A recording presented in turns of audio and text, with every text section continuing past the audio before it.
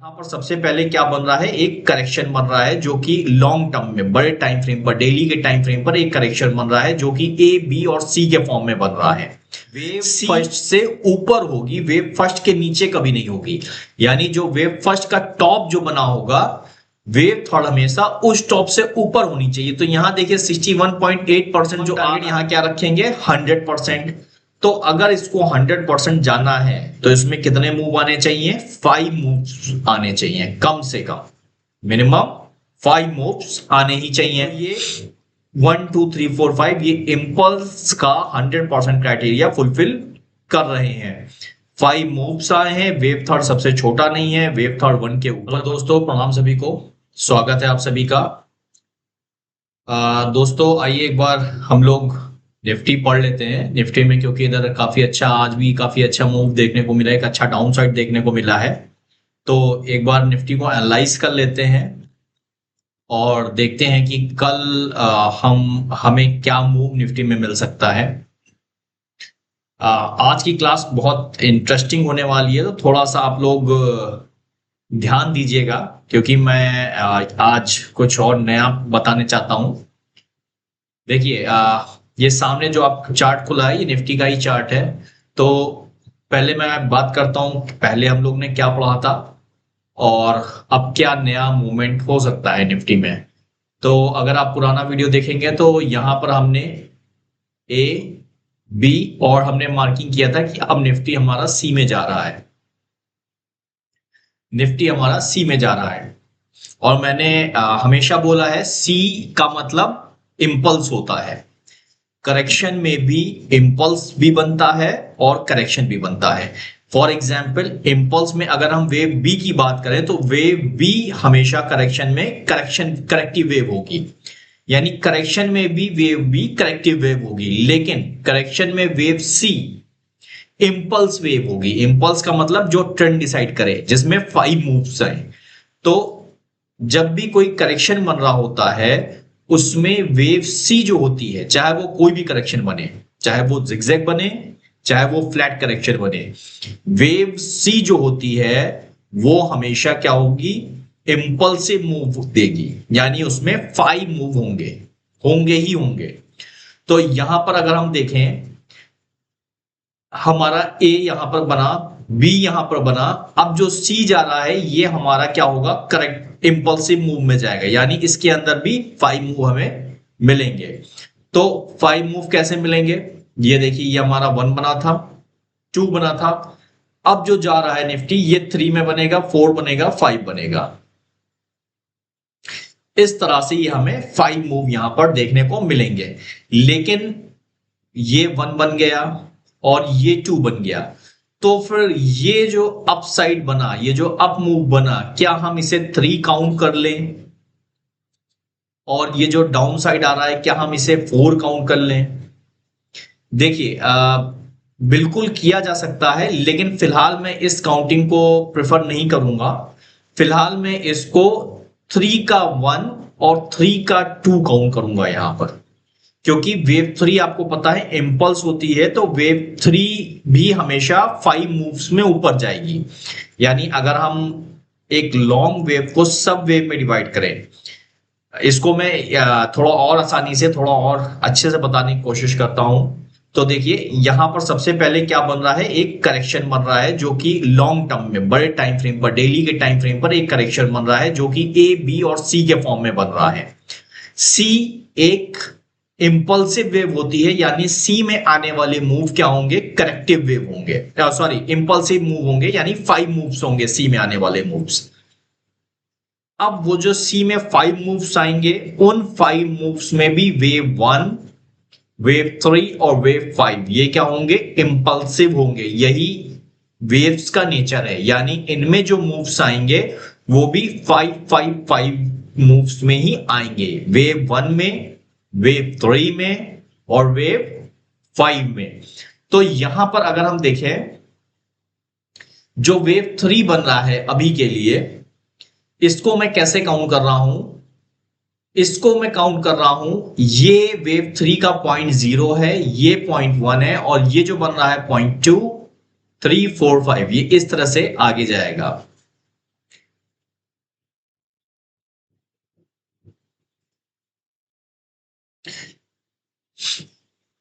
ये इस तरह से हमारा आगे जाएगा, यानी अब जो अप मूव आएगा वो 3 बनेगा, देन 4 बनेगा, देन 5 बनेगा, और तब हमारा क्या होगा, ये वेव 3 जो है, जो बड़े करेक्शन का वेव 3 है, वेव सी का जो वेव 3 है, वो तब हमारा जाके कंप्लीट माना जाएगा।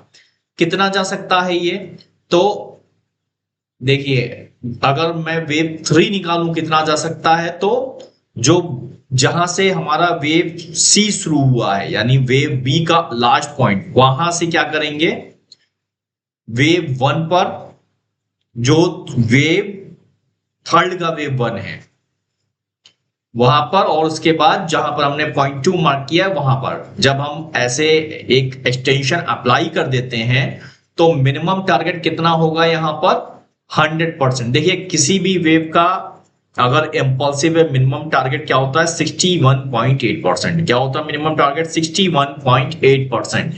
लेकिन जब वेव थर्ड की बात करें तो वेव थर्ड मैंने बता रखा है सबसे स्ट्रॉन्गेस्ट वेव होती है, तो उसका मिनिमम टारगेट क्या होगा। इसकी दो मेजर सिचुएशन है, एक तो क्या, वो वेव 1 मतलब सबसे छोटी वेव नहीं हो सकती, वेव थर्ड हो सकता है, वेव थर्ड सबसे स्ट्रॉन्गेस्ट ना हो लेकिन सबसे छोटी नहीं होगी, इक्वल हो सकती है, हो सकता है वेव 1 से इक्वल हो या हो सकता है वेव 5 के इक्वल हो, इक्वल हो सकती है लेकिन सबसे छोटी नहीं होगी। यानी ऐसा नहीं होगा कि वेव 1 और वेव 5 ये दोनों वेव्स वेव थर्ड से बड़ी हों, ऐसा नहीं हो सकता। सिर्फ एक वेव ही होगी जो वेव थर्ड से बड़ी होगी, सॉरी वेव थर्ड से बड़ी हो सकती है, चाहे वो 1 हो चाहे वो 5 हो, दोनों वेव्स नहीं हो सकती। यानी वेव थर्ड सबसे छोटी नहीं होगी, कभी भी नहीं होगी। तो अगर छोटी नहीं होगी तो हम यहां पर मिनिमम टारगेट, अब देखिए 61.8% काफी छोटा आ रहा है, ये एग्जैक्टली वेव 1 का जो हाइट है यहां पर ही आ रहा है 61.8%। तो मिनिमम टारगेट हमारा ये तो नहीं हो सकता वेव 1 का या वेव थर्ड का, क्यों, क्योंकि ये तो एग्जैक्टली वेव 1 के बराबर आ रहा है, तो यहां हम रख ही नहीं सकते इसको, क्योंकि सबसे छोटी होनी नहीं है। और दूसरी सिचुएशन वेव थर्ड की क्या होती है कि वेव थर्ड हमेशा वेव फर्स्ट से ऊपर होगी, वेव फर्स्ट के नीचे कभी नहीं होगी। यानी जो वेव फर्स्ट का टॉप जो बना होगा, वेव थर्ड हमेशा उस टॉप से ऊपर होनी चाहिए। तो यहां देखिए 61.8% जो आ रहा है ये हमारा इस टॉप से ही लगा हुआ आ रहा है, बल्कि इससे थोड़ा सा नीचे ही है, तो ये हमारा इस रूल को भी फॉलो नहीं कर रहा। तो यहां मिनिमम टारगेट 61.8% तो नहीं होगा, ये टारगेट यहां पर ये वाला टारगेट जो हमारा यहां पर ये तो नहीं होगा, पॉसिबल ही नहीं है। तो इसके बाद मिनिमम टारगेट क्या हो सकता है, 100% हो सकता है। 100% का मतलब जितनी बड़ी वेव 1 है उतनी ही बड़ी वेव थर्ड हो, ये पॉसिबिलिटी है। तो मिनिमम टारगेट यहां क्या रखेंगे, 100%। तो अगर इसको 100% जाना है तो इसमें कितने मूव आने चाहिए, 5 मूव्स आने चाहिए कम से कम, मिनिमम 5 मूव्स आने ही चाहिए। तो अभी अगर मैं बात करूं, देखिए यहां पर मैं वेव 1 कंप्लीट मान रहा हूं, और जब हम लोग इसको थोड़े छोटे टाइम फ्रेम पर देखते हैं, अगर मैं इसको 75 मिनट टाइम फ्रेम पर देखूं, वैसे आजकल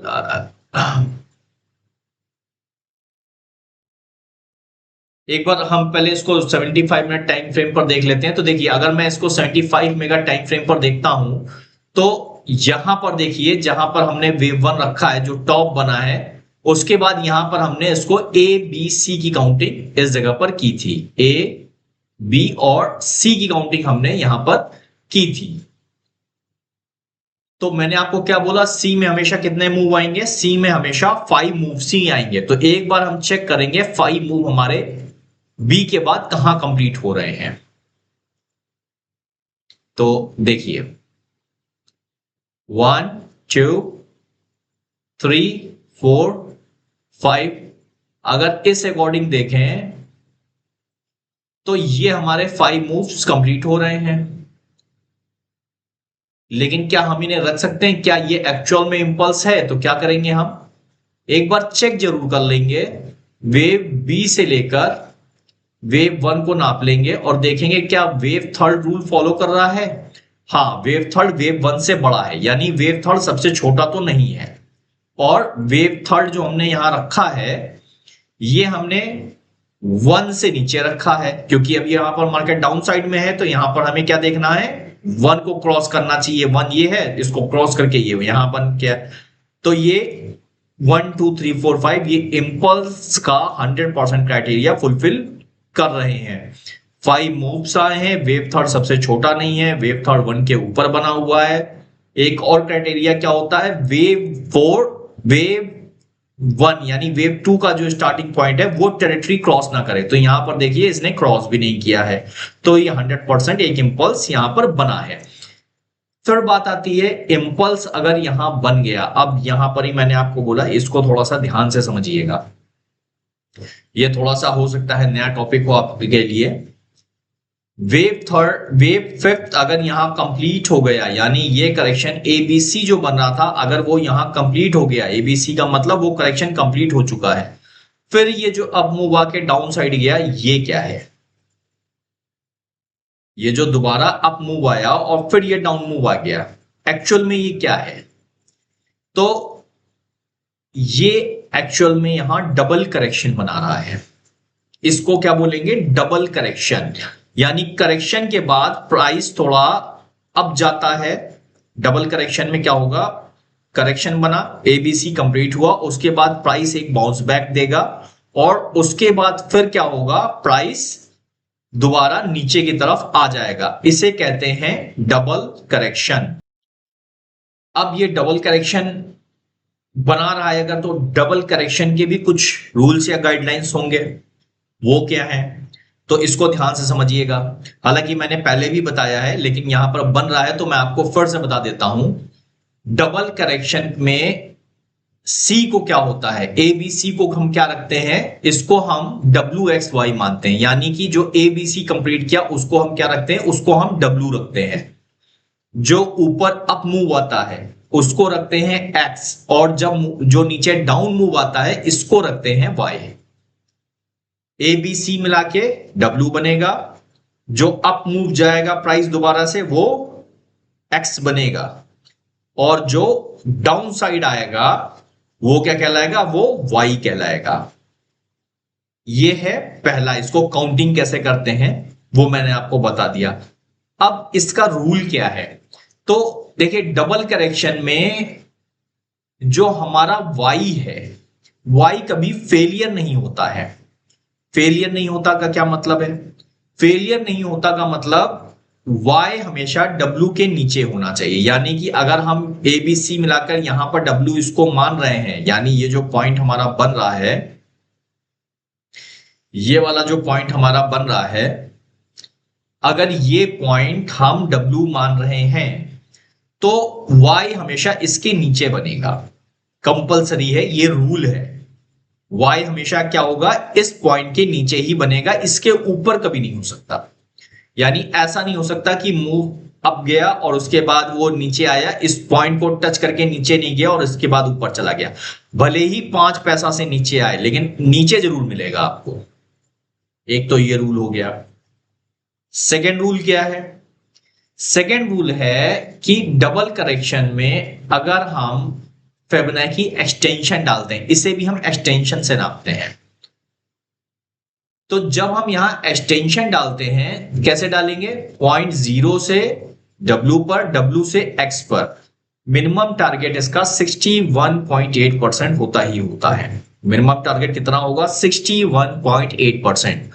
यहां पर अभी हालांकि 61.8% टच नहीं किया है, तो हम ये नहीं कहेंगे यहां करेक्शन कंप्लीट हो चुका। करेक्शन कंप्लीट होने के लिए मिनिमम टारगेट क्या होना चाहिए, 61.8%। यानी ये जो प्लेस है, अगर आप देखें तो हम लोग ने अपने लास्ट क्लासेस में पढ़ा था, जो इस कैंडल का लो है ये क्या करेगा, अब एज अ रेजिस्टेंस का काम करेगा।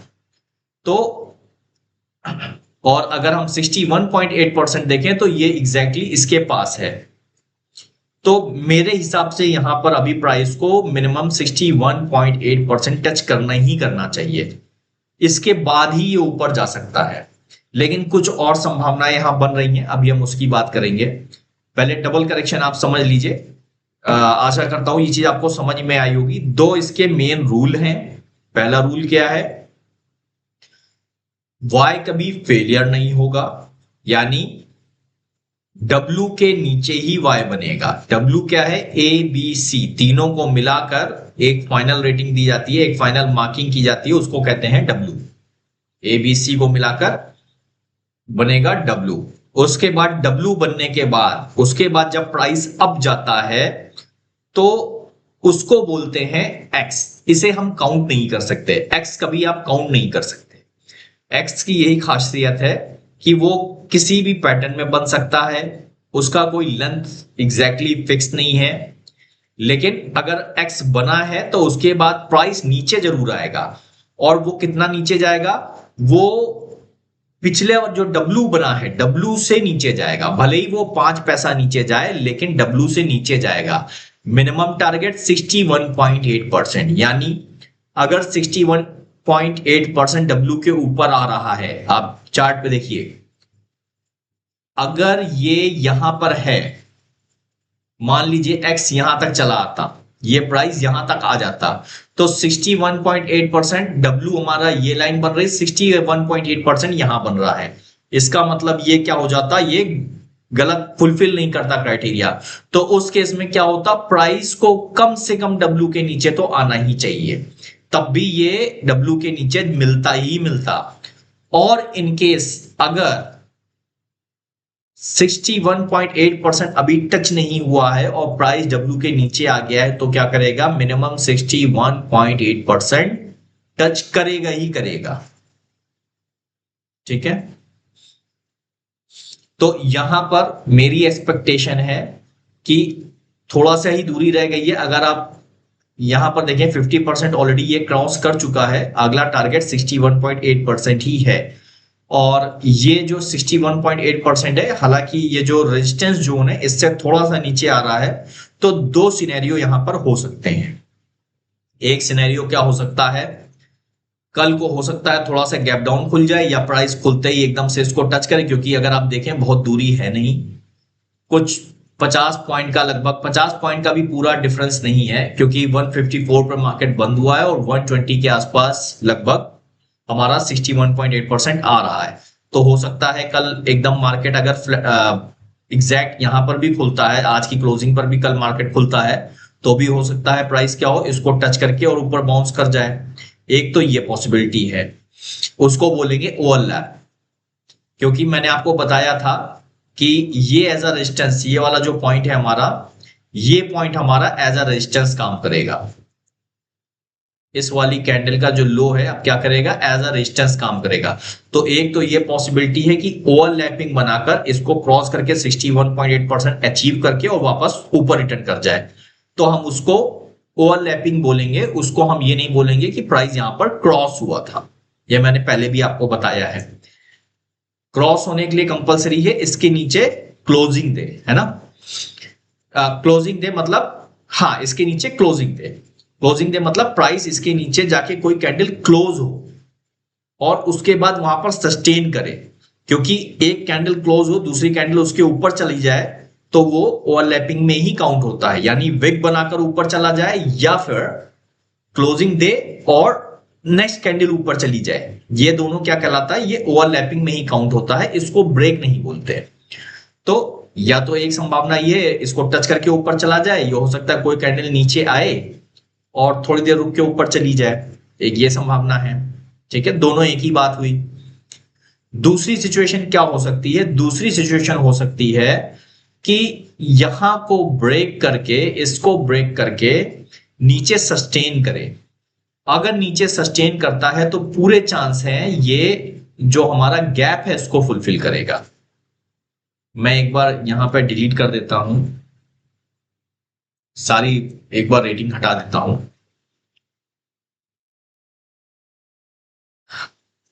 देखिए, अगर मैं यहां से इंपॉर्टेंट लो से, अब इसको पुराना भूल जाइए, इंपॉर्टेंट लो से इंपॉर्टेंट हाई पर हम एक प्लेसमेंट डालते हैं। पुराना सब भूल जाइए, सिर्फ हम अगर यहां पर इसको इंपॉर्टेंट लो और ऊपर इंपॉर्टेंट हाई मान के चलें, तो हमने क्या किया, यहां पर एक रिट्रेसमेंट डाल दिया। अब कितना डाउन जा सकता है, तो मैंने आपको बताया है मिनिमम कितना होना चाहिए, 1/3।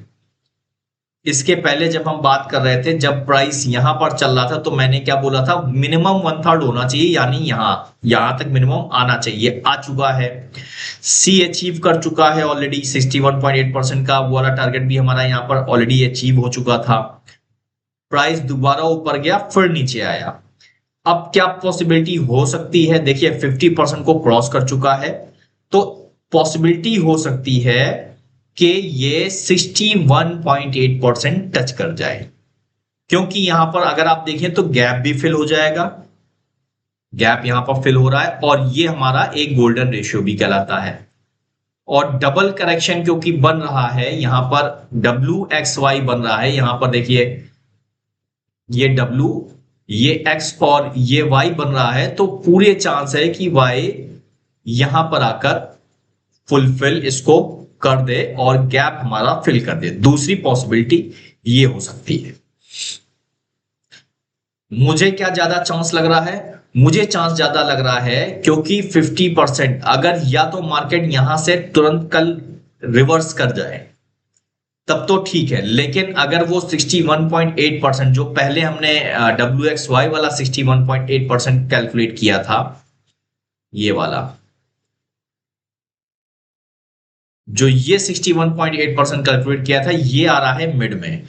अगर इसको टच करने के लिए आता है, और पूरे चांस है आना चाहिए, तो उस केस में ये जो हमारा बिग 61.8% है, इसको मैं कलर थोड़ा सा चेंज कर देता हूं, ब्लू कर देते हैं।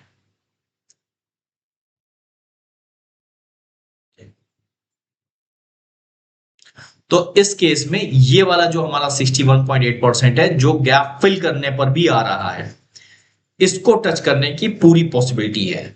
मोस्ट ऑफ द टाइम आप देखेंगे कि अगर प्राइस किसी फिबोनाची रेशियो को क्रॉस करता है, तो पूरे चांस होते हैं कि वो नेक्स्ट रेशियो तक चला जाए, या तो ओवरलैप करके वापस रिटर्न कर जाए, और अगर वहां सस्टेन किया है तो फिर क्या करेगा, वो नीचे वाला रेशियो टच जरूर करेगा, और यही हमारा गोल्डन रेशियो कहलाता है। तो मुझे पूरी पॉसिबिलिटी लग रही है कि हो सकता है प्राइस में अभी थोड़ा सा और दबाव देखने मिले और ये 61.8% टच करे। टच कर गया, इसके बाद हमें क्या देखना है, देखिए अगर 61.8% टच कर जाता है, तो उसके बाद हम वहां पर एक बाइंग अपॉर्चुनिटी देखेंगे। सबसे पहला कितना देखेंगे, तो जो सबसे पहला टारगेट है, वैसे तो हम 0 से B की ट्रेंड लाइन लगाते हैं। यहां पे एक्चुअल जो तरीका है उसको काउंट करने का, यहां पे एक ट्रेंड लाइन डालेंगे, क्योंकि यहां पर WXY बन रहा है, तो यहां से X की एक ट्रेंड लाइन डालेंगे, और यहां पर एक प्लेस, यहां पर एक ट्रेंड लाइन डाल के उसको छोड़ देंगे, ठीक है। और एक ट्रेंड लाइन हमें यहां पर और डालनी पड़ेगी, वो ट्रेंड लाइन कहलाती है 0 से B की ट्रेंड लाइन, यानी ये ट्रेंड लाइन।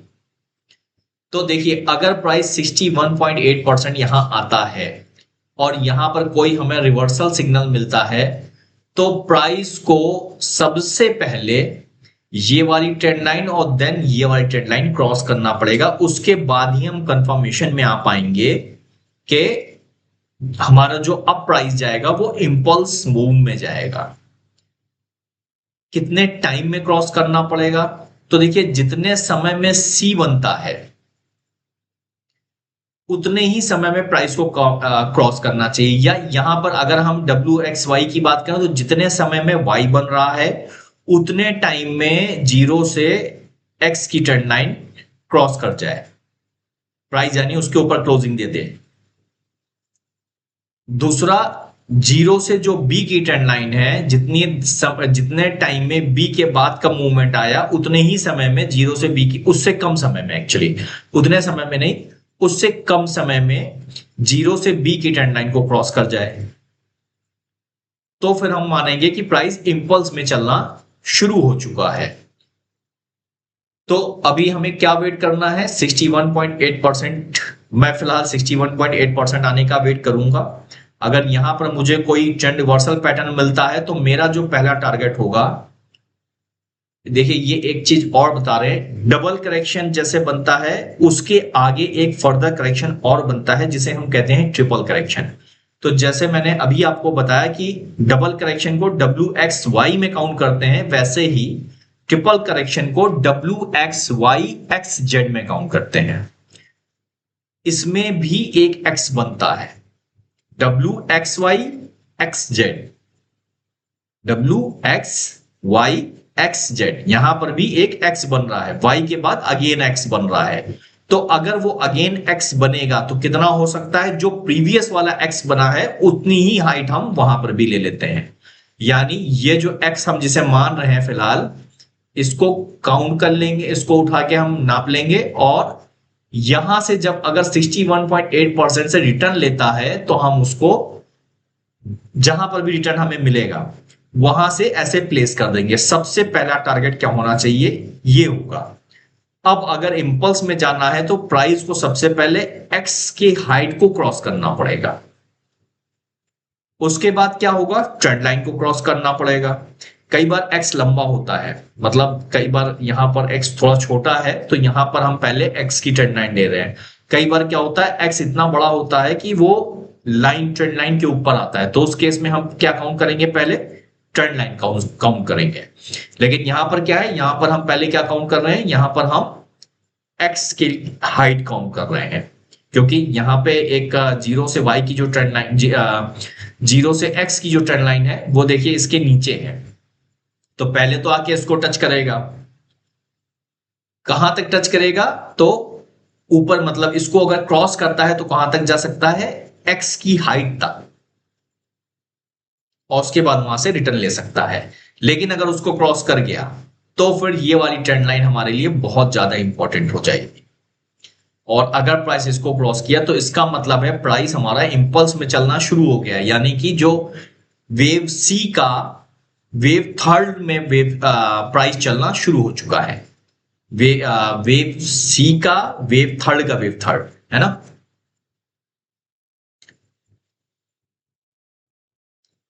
वेव सी का वेव थर्ड, क्योंकि यहां पर हमारा वेव ये हमारी वेव बी खत्म हुई थी, तो ये वेव सी का फर्स्ट था, सेकेंड था, अब ये वेव थर्ड जा रहा है, तो थर्ड का यहां से वेव थर्ड की तरफ प्राइस चलना शुरू हो जाएगा।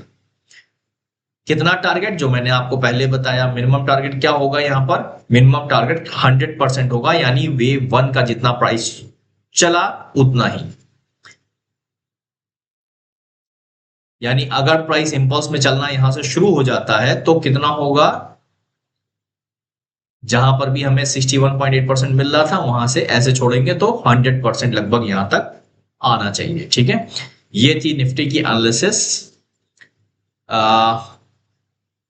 एक बार शॉर्ट में फिर से बता देता हूं, हमें क्या अभी वेट करना है, सिंपल यहां से यहां पर प्रोजेक्शन डालना है, 61.8% का वेट करना है।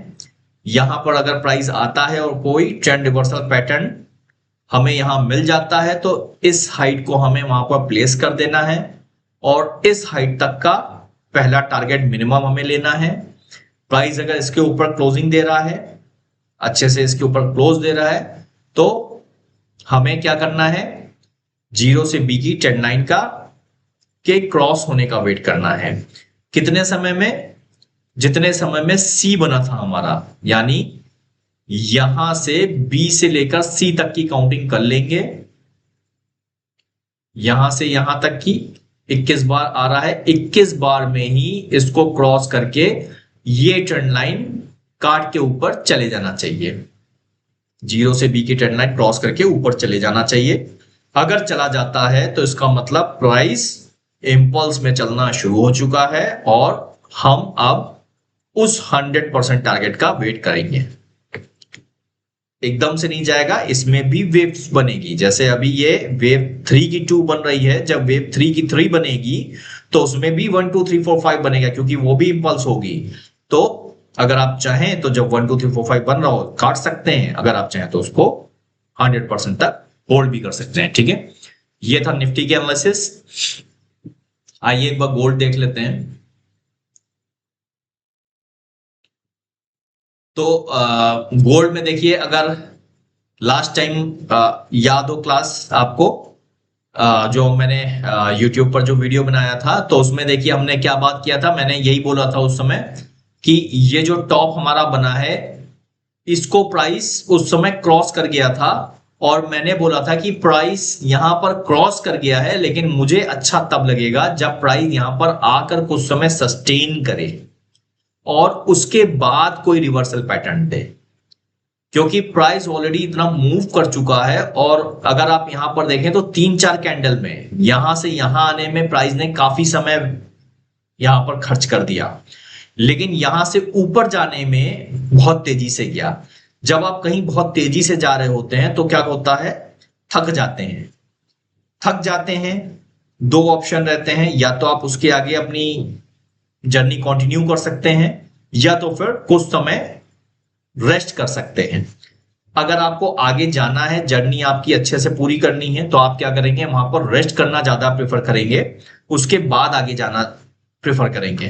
क्योंकि अगर आप बिना रेस्ट किए एक बड़ी जर्नी के बाद अगर आप बिना रेस्ट किए आगे बढ़ जाते हैं तो क्या होगा, थकावट की वजह से आप अपने टारगेट्स अचीव नहीं कर पाएंगे।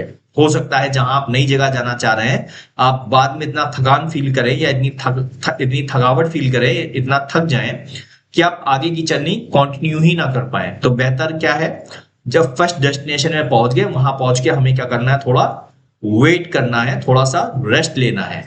इसीलिए मैंने बोला था कि प्राइस इसको क्रॉस कर चुका है, लेकिन मुझे अच्छा तब लगेगा जब प्राइस यहां पर आकर रेस्ट ले और उसके बाद हमें कोई रिवर्सल पैटर्न मिले। तो देखिए प्राइस ने यहां पर आकर एक अच्छा खासा रेस्ट लिया। जितने समय में वो यहां से यहां तक आया था, 4 बार्स में लगभग वो यहां से यहां आ गया था, और अब 1 2 3 6 बार्स आज का मिला के 6 बार्स दिखा रहा है। प्राइस अभी इसी रेंज में चल रहा है। तो अब अगर यहां पर कोई रिवर्सल पैटर्न मिलता है तो फिर हम यहां पर बाइंग की अपॉर्चुनिटी देख सकते हैं। देखिए यहां पर दो सिचुएशन हो सकती हैं। क्या क्या हो सकती है, एक तो प्राइस ने स्ट्रेट यहां से सीधा अप मूव दिखाया है, तो अगर मैं यहां से या यहां से रखते हैं, जहां से प्राइस ने चलना शुरू किया एक्चुअल में इस वाली ग्रीन कैंडल से, यहां पर हम एक स्क्वायर बनाते हैं। ये भी कुछ नया बता रहा हूं, इसको थोड़ा ध्यान से समझिएगा। जहां से प्राइस ने चलना शुरू किया और जहां तक चला, जो आगे की कैंडल्स है उसको भूल जाइए, जो रेस्ट किया है उसको छोड़ दीजिए। जहां से चलना शुरू किया और जहां पर उसने स्टॉप लिया, वहां तक एक स्क्वायर बनाते हैं। अब दो सिचुएशन हो सकती है। एक सिचुएशन, उस स्क्वायर का 50% तक प्राइस लौट कर वापस आए। उस स्क्वायर का, ये इलियट वेव से थोड़ा सा अलग का टॉपिक है। ये हमने एक स्क्वायर बना दिया, इस स्क्वायर का 50% प्राइस लौटकर वापस आए, उसके बाद यहां पर कोई ट्रेंड रिवर्सल पैटर्न बनाए और प्राइस वापस चला जाए। बेस्ट केस यही है, प्राइस को यहां तक आना चाहिए और इसके बाद प्राइस को यहां से ऊपर जाना चाहिए। क्यों? ये कैंडल जो देख रहे हैं इसको बोलते हैं इम्बैलेंस। अगर आप डिमांड और सप्लाई जोन अगर आपने पढ़ा हो, तो यहां पर डिमांड सप्लाई जोन इक्वल नहीं है, यहां पर थोड़ा सा इम्बैलेंस है। तो अगर कहीं इम्बैलेंस क्रिएट होता है तो प्राइस उसे टच करने एक बार वापस जरूर आता है। तो डिमांड सप्लाई जोन के अकॉर्डिंग भी यहां पर इम्बैलेंस बन रहा है। दूसरा, अगर मैं इस यहां से यहां तक ड्रॉप कर रहा हूं स्क्वायर, और यहां पर मैं क्या कर रहा हूं, यहां पर मैं 50% इस स्क्वायर का ले रहा हूं, तो भी उस केस में भी यहां पर सेम इस प्लेस तक प्राइस को एक बार आना चाहिए। तो मेरी जो प्रेफरेंस है, अगर आप मुझसे पूछेंगे तो मेरी प्रेफरेंस है प्राइस यहां लौट कर आए, यहां पर कोई ट्रेंड रिवर्सल पैटर्न बनाए, तब मैं यहां पर एक बार बाइंग की अपॉर्चुनिटी देखना ज्यादा प्रेफर करूंगा कंपेयर टू कि प्राइस यहां पर ऊपर नीचे करे और यहां उसके बाद जो है यहां से ऊपर निकले। हालांकि यहां पर अगर मैं देखूं तो प्राइस ने काफी वेट कर लिया है और अभी तक भी प्राइस ऊपर की तरफ ही सस्टेन कर रहा है। मतलब ऐसा नहीं हुआ है कि प्राइस नीचे की तरफ आ गया हो यहां पर, ऊपर की तरफ ही सस्टेन कर रहा है। तो ये कुछ इस तरह का पैटर्न यहां पर अगर आप देखें बन रहा है, ये कुछ इस तरह का है। अगर प्राइस जैसे इस तरह का भी कोई पैटर्न बनाता है और प्राइस यहां पर ऊपर सस्टेन करता है, उसके बाद इसका ब्रेकआउट दे देता है, अगर यहां से एक लाइन खींचे हम और इसका ब्रेकआउट अगर प्राइस दे देता है, तो उस केस में एक अच्छा अप मूव हमें देखने को मिलता है। दूसरा क्या सिचुएशन, अगर प्राइस काफी चल चुका होता है तो प्राइस क्या करे, यहां पर ऊपर जाए, फिर थोड़ा सा यहां पर साइडवेज होते हुए थोड़ा सा नीचे आए और इसके बाद ऊपर जाए। ये वाला केस बेस्ट केस है। क्यों? क्योंकि यहां पर प्राइस ने एक ठीक ठाक दूरी वापस नीचे की तरफ तय कर दी, इसके बाद जब फोर्स आएगा तो वो ज्यादा तेजी से ऊपर जाएगा। तो देखते हैं यहां पर, अभी तो मैं वेट कर रहा हूं क्योंकि जैसे रेड कैंडल यहां बन भी रही है, तो देखता हूं कि ये जो हमारा इस ग्रीन कैंडल का लो बना था इसके नीचे आती है कि नहीं। अगर ये इसके नीचे आती है तो 100% 50% जरूर टच करेगा और हमें एक अच्छा यहां पर बाइंग अपॉर्चुनिटी यहां पर मिलेगी। इन केस अगर ये रिवर्स लेती है, कल हो सकता है मार्केट ऊपर चला जाए, तो यहां इसके आसपास अगर ये इसको क्रॉस नहीं कर रहा है तो एक छोटा सा ट्रेड हम यहां पर कर लेते हैं। कई बार देखिए, इसको थोड़ा सा समझिएगा। ऐसे केस में क्या होता है, देखिए ये एक रेंज चल रही है, अगर मैं इसको स्क्वायर में कवर कर दूं, अगर मैं इसको एक स्क्वायर में कवर कर दूं तो ये एक रेंज है यहां पर।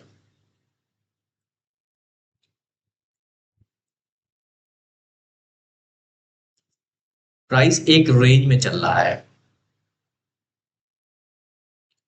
और इस रेंज का जो लो बन रहा है, देखिए यहां पर भी प्राइस ने टच किया और उसके बाद प्राइस अप चला गया, यहां पर भी प्राइस ने टच किया और उसके बाद अप चला गया। तो एक छोटा सा ट्रेड, ये प्राइस एक्शन के हिसाब से है, एक छोटा सा ट्रेड हमें यहां पर मिल सकता है जैसे ही प्राइस इसके पास आता है और अगर कोई वहां पर हमें कोई ट्रेंड रिवर्सल पैटर्न मिलता है छोटे टाइम फ्रेम में जाकर।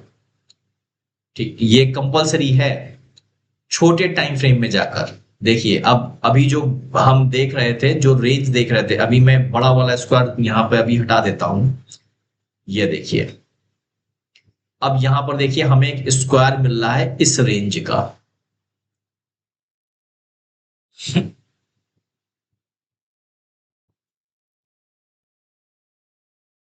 इसे कई बार WRC भी कहते हैं, वाइड रेंज कंसोलिडेशन। थोड़ा सा चौड़ाई में कंसोलिडेशन हो रहा है। तो यहां पर जब भी प्राइस टच करेगा, यहां से क्या करेगा, रिटर्न लेने की कोशिश करेगा। तो यहां पर कई बार हमें एक अच्छा ट्रेड, अगर यहां पर कोई ट्रेंड रिवर्सल पैटर्न हमें मिल जाता है तो यहां पर हम एक बार ट्रेड ले सकते हैं। और लो अगर इसके एग्जैक्ट आसपास मिले तो लो आप इस वाली कैंडल का लगा सकते हैं, जो इसके पहले वाली, ये वाली जो हमारी कैंडल है इसका जो लो। अदरवाइज बेस्ट इसका लो रहेगा कि आप इसका लो लगा दीजिए, लेकिन ये थोड़ा सा दूर है इसलिए मैं इसका लो ज्यादा प्रेफर करूंगा लगाना। तो यहां पर आप इसका लो लगाकर एक यहां के आसपास कहीं पर आप एक अगर कुछ मौका मिल रहा है तो एक छोटी ट्रेड हम लोग यहां पर देख सकते हैं। ठीक है, तो ये था आज का हमारा एनालिसिस। अब बाकी देखते हैं मार्केट किधर जाता है। होप आज आपने कुछ नया सीखा होगा। और अगर आपको कुछ खास आप जानना चाह रहे हैं इलियट वेव के बारे में तो आप हमें कमेंट भी कर सकते हैं। और अदरवाइज आप हमारे हेल्पलाइन नंबर यहाँ पर देखिए, मैंने जो हमारा कॉन्टेक्ट नंबर दिख रहा है, आप चाहें तो उस पर मैसेज भी कर सकते हैं। ठीक है, आज के लिए इतना ही रखते हैं। बहुत बहुत धन्यवाद।